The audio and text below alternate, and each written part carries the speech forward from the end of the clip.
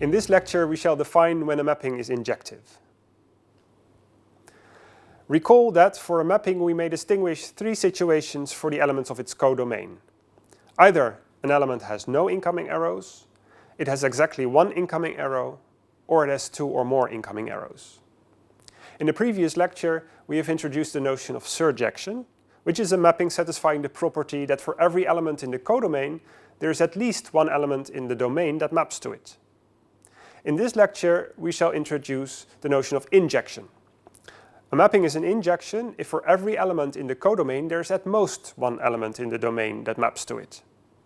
So, by requiring that a mapping is an injection, we exclude the situation that an element of the codomain has two or more incoming arrows. An injection is sometimes referred to as an injective mapping, or sometimes as a one-to-one mapping. Let's consider a couple of examples. The mapping f from integers to integers satisfying f of x is x squared minus 1 is not an injection. Let's have a look at its Cartesian graph and note that, for instance, the number 3 has two incoming arrows, since both minus 2 squared minus 1 and 2 squared minus 1 equal 3.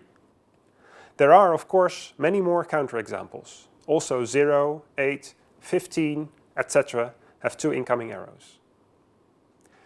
If we restrict the domain of f by considering it to be a mapping from the set of natural numbers to the set of integers, then f is an injection. Indeed, for every integer y, there is at most one natural number x, such that x squared minus 1 is equal to y. Next, consider the mapping g from integers to integers defined by g of x equals 2 times x plus 3. As the graph suggests, indeed this mapping is an injection. For every integer y, there is exactly one integer x, such that 2 times x plus 3 equals y. For an example of an injection from real numbers to real numbers, consider the mapping h defined by h of x is equal to half x plus 1 for all real numbers x. For our last example, let's consider the mapping h from integers to integers with a very similar specification as the mapping on real numbers defined previously. Only a slight modification is necessary to make sure that a suitable element of the codomain, which is now restricted to the set of integers, is associated with every x.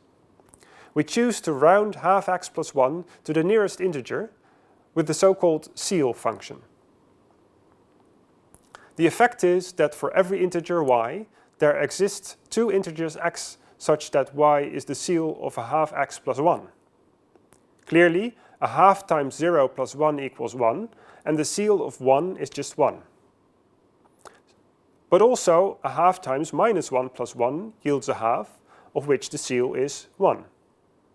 So both minus 1 and 0 are mapped to 1 by h. So h is not an injection. Expressing the property of being injective in predicate logic is slightly less straightforward than expressing the property of being surjective. Note that when there is an element in the codomain that violates the property of being injective, then there must exist two distinct elements in the domain that map to it. So we may focus on the domain rather than on the codomain. The property of injection is about pairs of elements of the domain. It states that for every such pair of elements, it holds that if they are mapped to the same element of the codomain, then they must be equal. The property will henceforth be considered as the definition of being injective or one-to-one. If some mapping is injective, then we know and may use in reasonings that it satisfies the property of injection. Conversely, if some mapping satisfies the property of injection, then in fact it is an injection. We illustrate the use of the property of injection in the proof of a lemma. Let A, B and C be sets, and let f be a mapping from A to B and G from B to C. Then, if f and G are both injections, also G after f is an injection. The lemma is a conditional statement. We put the condition that f and G are both injections in a flag and set as our goal to prove that G after f is an injection. Proving that some mapping is an injection amounts to proving that it satisfies the property of injection. we need to instantiate the property to the mapping G after F, which is a mapping from A to C. Note that the new goal is to prove the formula expressing the property of injection for the mapping G after F. We proceed with applications of universal quantification introduction and implication introduction, generating a declaration of two arbitrary elements x1 and x2 in the domain of G after F, and assuming that G after F of x1 equals G after F of x2. We need to establish that x1 equals x2. Let's picture the situation. We have three sets, A, B, and C, mappings F from A to B and G from B to C, and are interested in the mapping G after F. Furthermore, we are considering two elements x1 and x2 in the domain of G after F, and have assumed that x1 and x2 are mapped to the same element by G after F. Our goal is to establish that x1 equals x2. Using the definition of composite mapping, we may conclude from G after F applied to x1 is equal to G after F applied to x2, that G of F of x1 equals G of F of x2. Indeed, note that G after F is computed by first applying F and then G. We now proceed in forward reasoning mode, using that F and G are both injections, to establish that x1 equals x2. The plan is as follows. Note that G applied to F of x1 yields the same element of C as G applied to F of x2. Since G is an injection, it should follow that F of x1 equals F of x2. Then we have two elements, x1 and x2, that are mapped to the same element of B by the mapping F.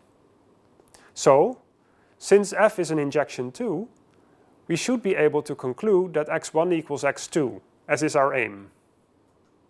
Now let's carry out the plan. We start with an application of the property of injection to the assumption that G is an injection. Note that, since G is a mapping from B to C, we should replace A by B and F by G in the property. Furthermore, but this is just for clarity and by no means a necessity, we also rename the bound variables x1 and x2 in the property to y1 and y2, to remind ourselves that these are elements of B. We now want to use the property to conclude that f of x1 equals f of x2. To this end, we first eliminate the universal quantification with f of x1 and f of x2 for y1 and y2 respectively.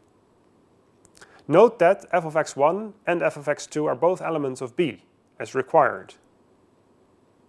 Then we use that g of f of x1 equals g of f of x2 to eliminate the implication. We arrive at f of x1 equals f of x2. We use the property of injection once more, this time for f. Universal quantification with x1 and x2 yields an implication with f of x1 equals f of x2 as condition. The condition has already been established, so we may now conclude that indeed x1 equals x2. And thereby our derivation is now complete. Here it is. We transform the derivation into a proof. Recall that the lemma started with a couple of declarations and then formulates the main goal, a conditional statement. The proof starts with stating the condition as an assumption to simplify the goal. The goal then is to establish that G after F is an injection, which, by the property of injection, amounts to establishing the property of injection for G after F. The property of injection is a universally quantified implication, so we declare two arbitrary elements x1 and x2 in the domain of G after F, assume that G after F maps them to the same element in the codomain, and state that it remains to prove that x1 equals x2. This can now be achieved easily. First, we apply the definition of composite mapping. Then we use the assumption that G is an injection. And finally, we use the assumption that F is an injection. Here you see the complete proof of the lemma. We end this lecture showing you again the pictorial representation of property of injection. An injection is a particular kind of mapping, satisfying the property that for every element in the codomain, there is at most one element in the domain that maps to it. This concludes our discussion of the notion of injection. Next, we shall treat an example involving both injectivity and the image of a mapping.